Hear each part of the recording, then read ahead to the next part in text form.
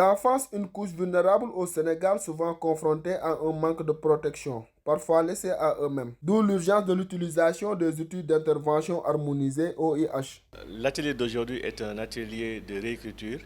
de ce que nous appelons les outils d'intervention harmonisés, qui sont des outils, des référentiels qui nous permettent, nous, services de protection de l'enfance, de travailler avec les juridictions, notamment avec les tribunaux de grande instance, les tribunaux d'instance, les cours d'appel, les tribunaux pour enfants, pour répondre à leurs diverses sollicitations en matière de protection de l'enfance, en matière d'enquête sur la personnalité de l'enfance, en matière d'enquête sur l'adoption de l'enfant, en matière de garde d'enfants, notamment pour les couples qui divorcent. Également, ces outils d'intervention nous permettent également, quand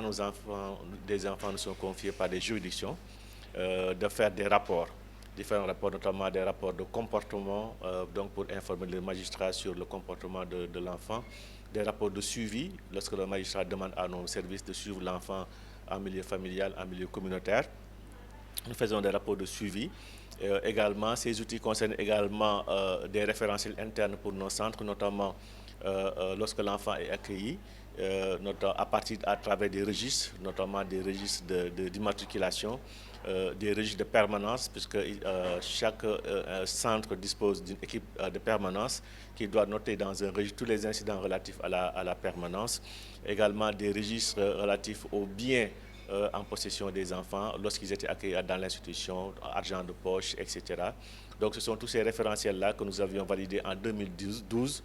qui ont été évalués en 2019-2020. La DESPS, Direction de l'éducation, surveille et de la protection sociale, s'est fixé un certain nombre d'objectifs selon son directeur, M. Amadou Ndiaye. Alors l'objectif visé est à la fois de satisfaire les recommandations des destinataires finaux de ces outils, à savoir les magistrats, mais également d'en faciliter l'utilisation par les éducateurs spécialisés. De sorte effectivement que sur toute l'étendue du territoire national et à travers tous nos services, mais également pour les services qui sont hors de notre direction, à savoir le secteur de la protection de l'enfance, d'harmoniser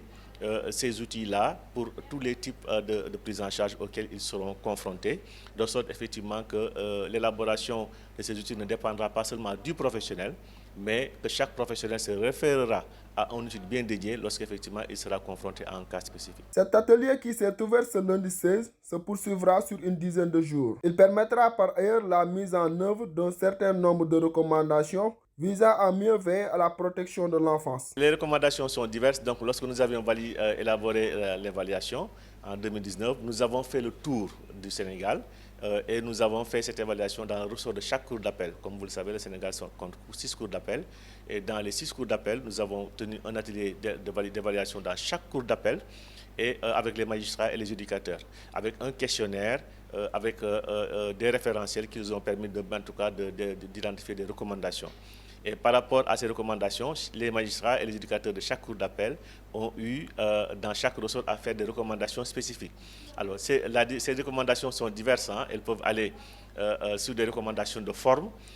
notamment par rapport au libellé de l'outil, à son nom, à la datation de l'outil, au dépôt de l'outil à temps, mais également sur des recommandations de forme, notamment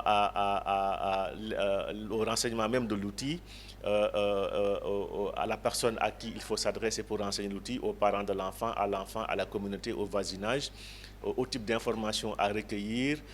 et également au mode de recueil de ces informations-là, qui font effectivement que l'éducateur doit avoir ce qu'on appelle une intervention axée ou centrée sur l'enfant, mais également prendre d'autres paramètres comme l'environnement de l'enfant, la communauté d'où l'enfant est originaire. Donc ce sont toutes ces recommandations-là, également par rapport même à l'avis que l'éducateur spécialisé doit donner dans l'outil, un avis qui ne lit pas le magistrat, mais qui quand même permet au magistrat d'en conclure que c'est un travailleur social spécialisé dans la protection de l'enfance qui, après avoir fait une période de recueil d'informations sur le terrain, en est arrivé à cette conclusion-là. Et maintenant, le magistrat, en toute indépendance et en toute souveraineté, apprécie par rapport effectivement au contenu du rapport.